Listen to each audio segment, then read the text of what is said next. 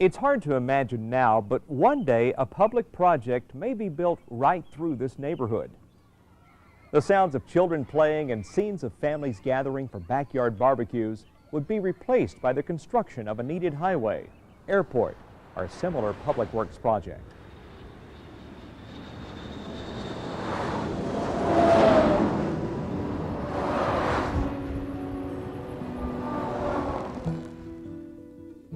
So what happens to those families and the homes when they are displaced? According to the Uniform Relocation Assistance and Real Property Acquisition Policies Act of 1970, housing must be made available to displaced persons before they are required to move, and the housing that's available must also be comparable. It sounds simple, but it's not. Comparable housing can mean different things to different people.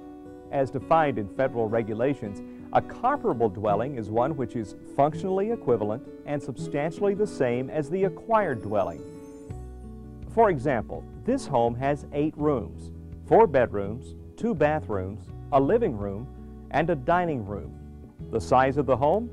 2,000 square feet. Now, by law, this family must be provided a similar home with basically the same features to meet the functional equivalence requirement, meaning you can do the same type of activities in the given room and space available. Take a look at this chart. 3 replacement homes have been chosen for a family. The first has 8 rooms, 4 bedrooms, 2 bathrooms, and 1,900 square feet. The second home has about the same square footage, but fewer rooms and bathrooms. The third is a little larger than the original home. Now, of the 3, which one is functionally equivalent? Well, replacement 3 would be the choice, since it meets all the functional equivalencies, even though the square footage is slightly higher. Here's another example. In this home, the owners chose to create a master bedroom by removing a wall that separated 2 smaller bedrooms. Functionally, the home now has 3 bedrooms, one of which is a large master bedroom. So a comparable replacement home needs to be basically the same size, but with 3 bedrooms, with one capable of serving as a master bedroom. But there's something else that must be considered. Besides functional equivalence, the replacement home must be substantially the same in a variety of aspects. No 2 homes are the same because a home is more than just a house.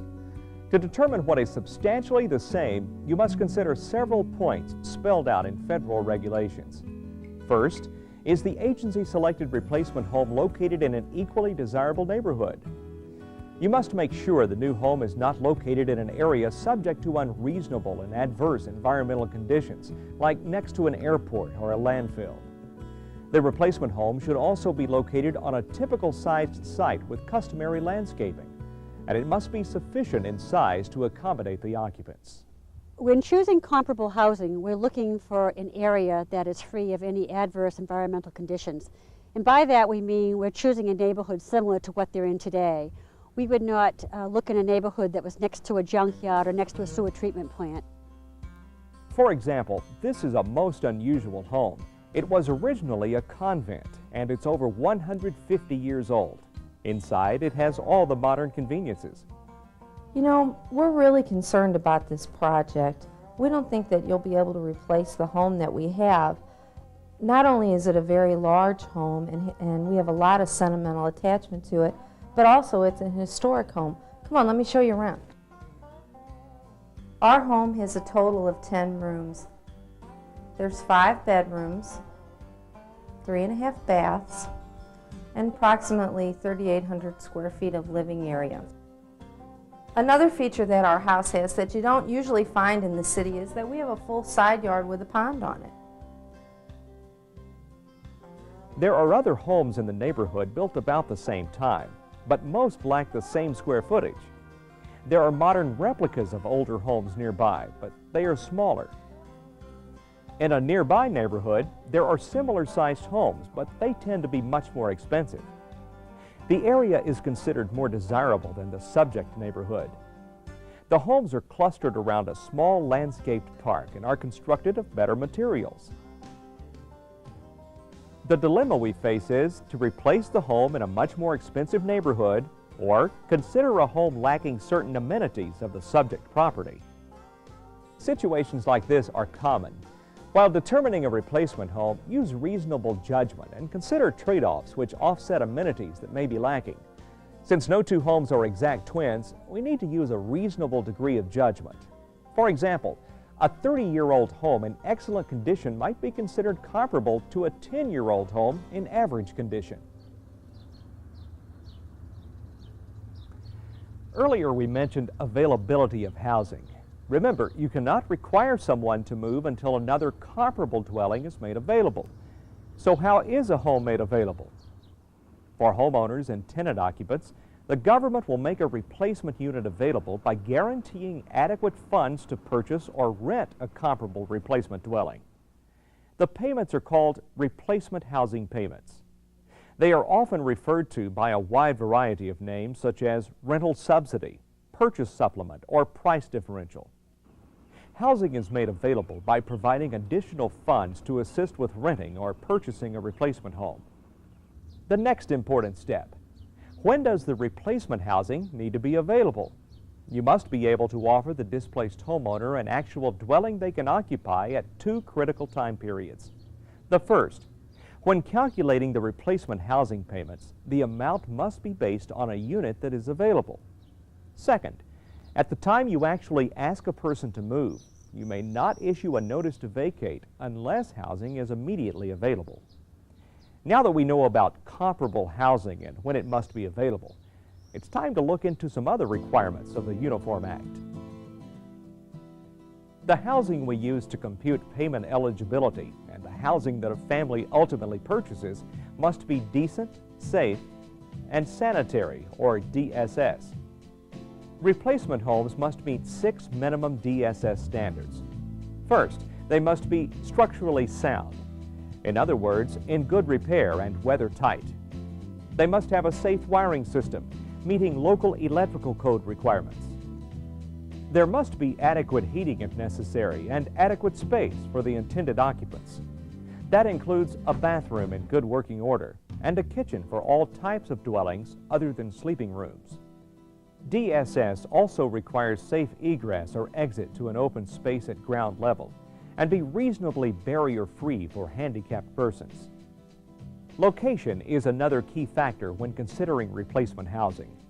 People choose a place to live for a variety of reasons: cost, access to employment, schools, services, shopping, and even for religious reasons. Be aware of these potential considerations when selecting replacement housing. The location required in the regulations does not mean the same location. Instead, it means a location that is not less desirable. For example, many families choose a neighborhood because of schools. So it's reasonable to attempt to place those families in the same school attendance area or district. If that isn't possible, a neighborhood should be found that offers the same quality of schools. Also, some people choose a location because it's close to work. In these situations, distance to employment may be a critical factor. You'll need to consider this when choosing a replacement neighborhood. For instance, the suburban area outside the city of St. Louis is made up of many communities. Each has its good and bad points. If access to employment is of particular concern, you'll find a wide radius of possibilities around employment centers. In other words, there are several communities where you can select comparable housing. What we mean when we say that we attempt to locate property in a subject area that is equally or more desirable than the displacement property is that we are searching for neighboring areas that a reasonable person would consider to be equal to or better than the area that people are being displaced from.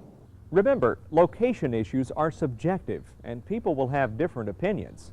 Use reasonable judgment because ultimately it's a judgment issue.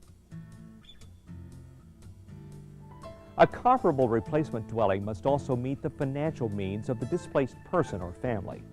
For homeowners, you must supplement the purchase price of the comparable dwelling to ensure the owner is essentially returned to the same financial status. For tenants, you must supplement the comparable replacement rent, which exceeds the current rent, or to the extent that it exceeds 30% of the household income. In short, for owners, use the make-whole approach, and for tenants, use the make-whole approach or an income subsidy based on the criteria detailed in 49 CFR Part 24.402. In most circumstances, rules established by federal regulations will help guide your relocation decisions, but there are exceptions and trade-offs to consider based on available housing in your market. Some of the selection criteria used for replacement housing for displaced families is that they are in an equal or better desirable similar type neighborhood, and that they have access to public facilities such as schools, hospitals, and transportation, and also that the access to their employment is equal or better. The key? Analyze your situation and use regulatory latitude with prudence. Relocating homeowners or tenants because of a public project can become a volatile issue. Not everyone will be happy. Resolving those emotional and financial issues can be very difficult. The federal guidelines requiring you to find decent, safe, and sanitary housing that is functionally equivalent and substantially the same are designed to help you reduce the emotional and financial issues during relocation.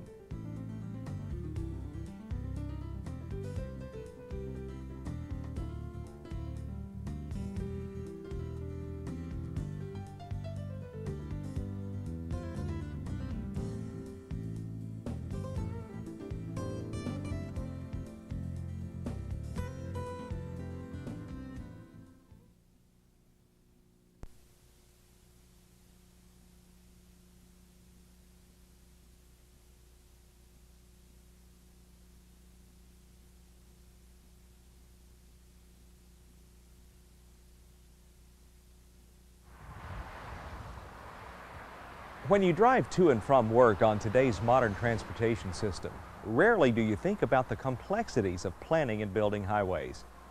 Many of us think about the traffic and how long it will take to get from here to there. But before this highway was built, or before any public project occurs, families and businesses must move to make way for the project.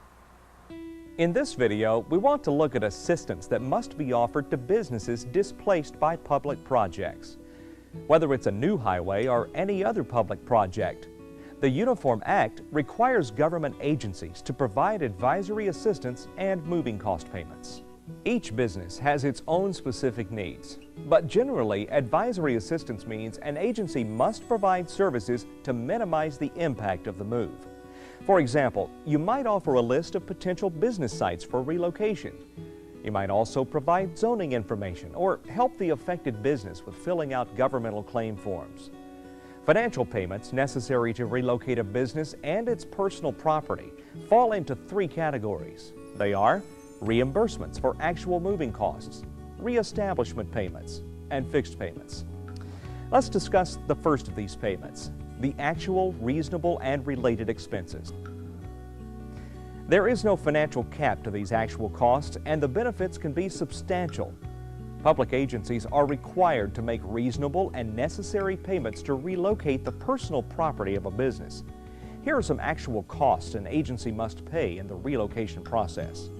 Transportation, picking up, hauling, and delivering items from one location to another.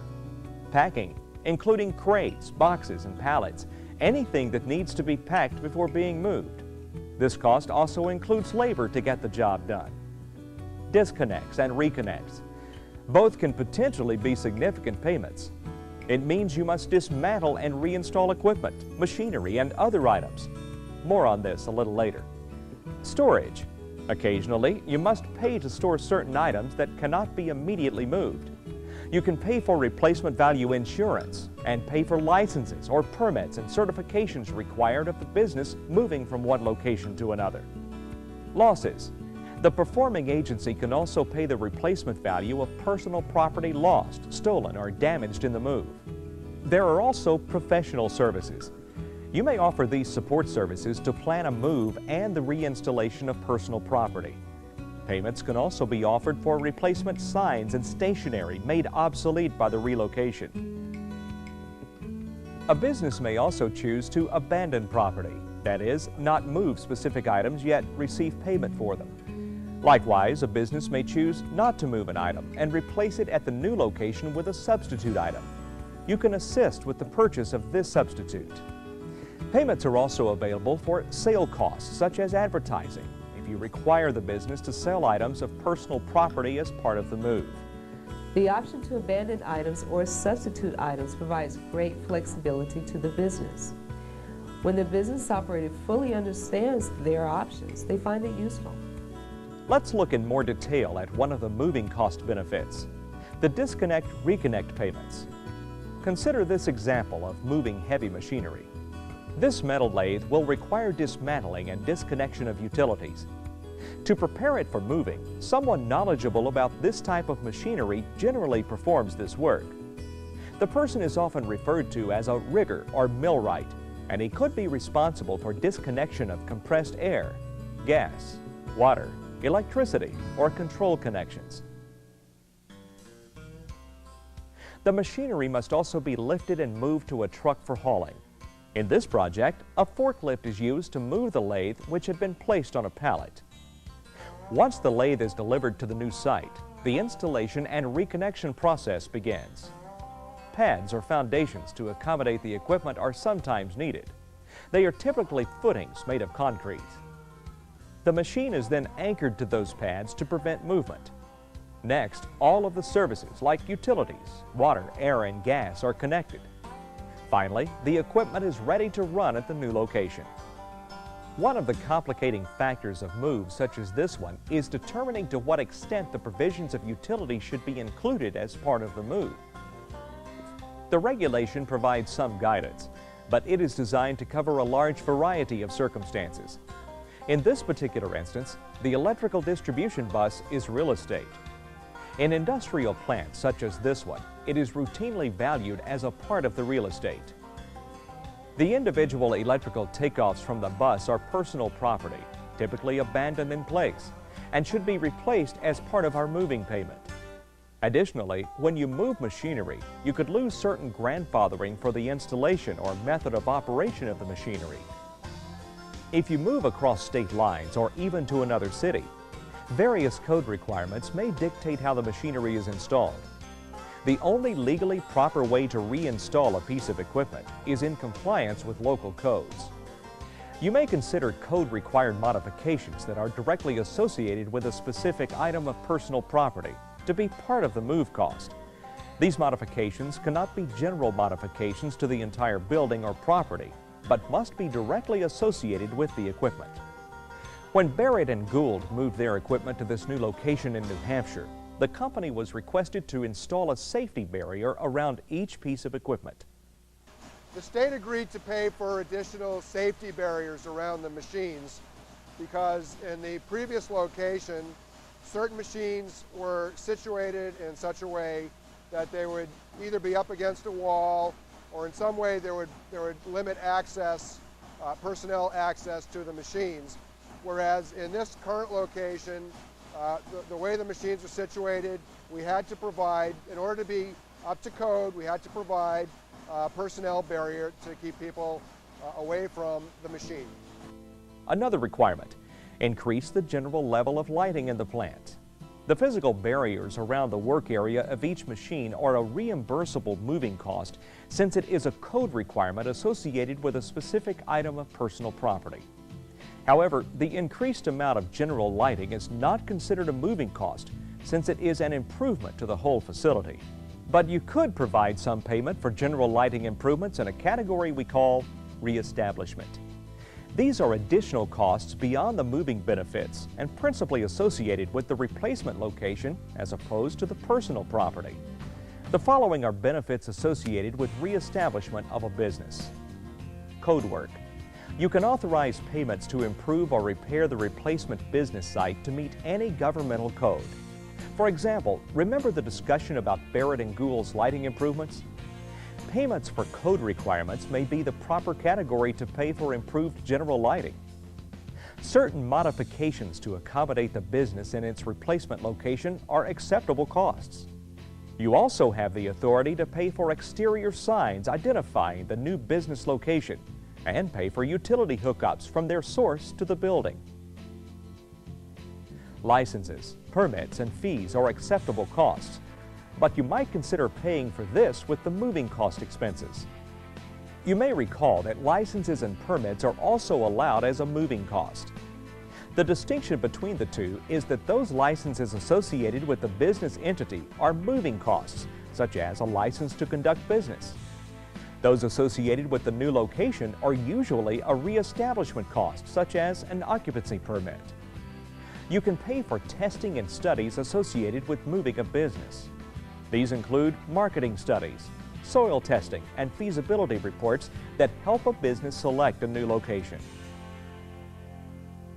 Advertisement costs that help notify customers and the public of the new business location are approved payments. Professional services are paid for as they relate to the purchase or lease of a replacement site. If the new business expects increased operating costs in the move to a new location, you can pay those higher costs during the first 2 years. This is the only payment that's based on a projection of costs, not the actual cost. And finally, an impact fee can be reimbursed. This is a fee charged by municipally owned utilities or local government jurisdictions. It's a one-time payment based on anticipated impacts at the new business location. All of these costs are associated with reestablishing a business being moved from one location to another. Earlier, we talked about the unlimited amount that can be paid for moving a business. However, the reestablishment costs are limited to $10,000. Because the reestablishment payment is limited, it is important to determine what should be paid as a moving expense and what should be paid as a reestablishment expense. For example, say your business operated in an area where a business license wasn't needed, and in the new location, a license is required. It would be better to pay for that license as an actual moving cost rather than a reestablishment cost. Since reestablishment payments are limited to $10,000, you'll want to properly pay as many items as possible under the category of actual moving costs to maximize the reimbursement of all costs. Before concluding the subject of reestablishment payments, let's look at some items that are not eligible for reimbursement. The first ineligible item covers the purchase of assets such as office equipment, furniture, machines, trade fixtures, and real estate. Under this prohibition, you can't, for example, purchase new desks for an office or hand tools for a workstation. We also cannot buy land, construct buildings, or substantially rehabilitate a building shell. The second category of ineligible items, you can't purchase the raw materials for manufacturing, production supply, or product inventory used in a business. For example, you can't purchase the sheet metal used in a metal stamping process. And the third category, businesses sometimes borrow money to pay for various expenses or to purchase or renovate replacement property. Interest costs associated with borrowed money are not an eligible reestablishment payment. And lastly, you can't pay for any reestablishment benefit to a part-time, in-home business that does not contribute materially or 1. Have gross receipts of at least $5,000, or 2. Have annual net earnings of at least $1,000, or 3. Contribute at least a third of the owner's gross income. Remember, it's your obligation to provide advisory assistance to every business. At a minimum, you should make sure the business has an understanding of all of its potential entitlements, including actual moving costs and reestablishment costs. Keep in mind that the purpose of the business relocation provisions is to move personal property and assist in the reestablishment of that business. However, there's no guarantee that every business can be relocated. You should make every effort to pay for all eligible costs to assure the continued economic viability of the business. While the process can get complicated, do your best to examine your options and ask questions to get your agency and the affected business through the process.